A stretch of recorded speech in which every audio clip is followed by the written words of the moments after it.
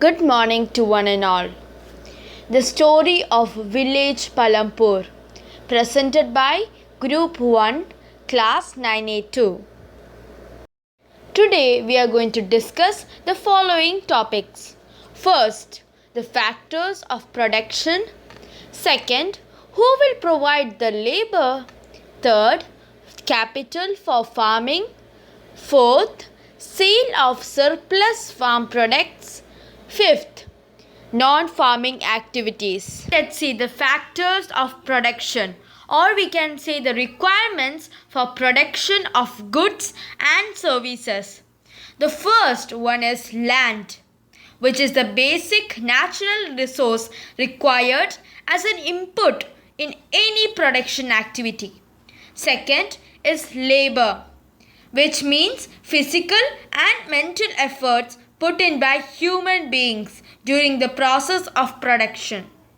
Third, which is physical capital, it means variety of inputs required at every stage of production, such as tools, machines, raw materials, etc. Physical capital is divided into two categories.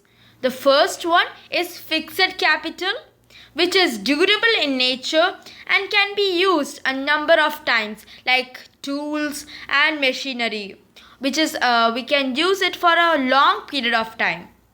The second one is working capital, which means the raw materials such as seeds for farmer, yarn for weaver, and money in hand.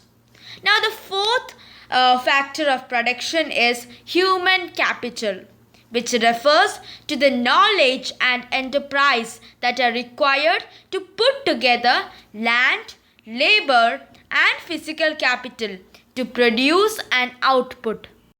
Who will provide the labor? After land, labor is the next necessary factor of production. Farming requires a great deal of hard work. Small farmers, along with their families, cultivate their own fields. Thus, they provide the labor required for farming themselves.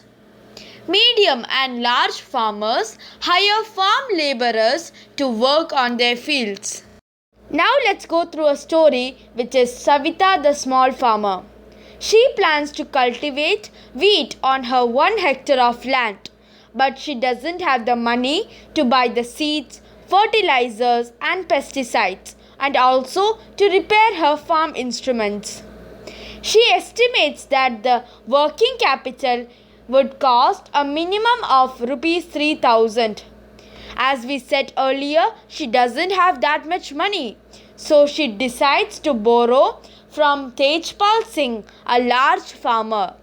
Tejpal Singh agrees to give Savita the loan at an interest rate of 24% for 4 months, which is a high interest rate.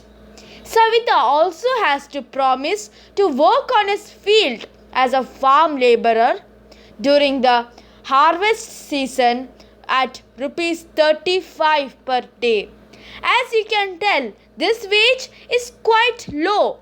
Savita knows that she will have to work very hard to complete harvesting on her own field and then work as a farm laborer for Tejpal Singh. The harvest time is a very busy time. As a mother of 3 children, she has a lot of household responsibilities. Savita agrees to these tough conditions as she knows that getting a loan is very difficult for a small farmer.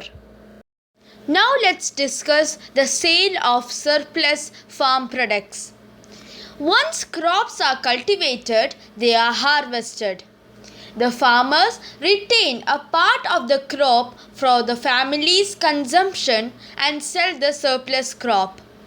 Small farmers have little surplus crop because their total production is small. So it is the medium and large farmers who supply crops to the market. Traders at the market buy the crops and further sell it to the shopkeepers in the towns and cities. Non-farm activities. Non-farming activities can include various ventures like handicrafts, household as well as non-household small-scale manufacturing, construction, mining, quarrying, repairing, transport, etc. But of course in the designated rural areas. Non-farming activities are as follows. Dairy is the main non-farming activity of the people of Palampur.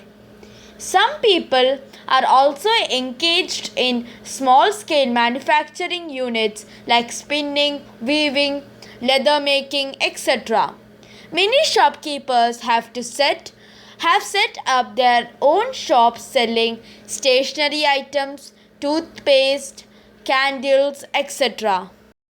Other non-farming activities are fishing, collecting fruits and vegetables, dairy products, basket making, pottery and other small business activities, artisan activities, etc.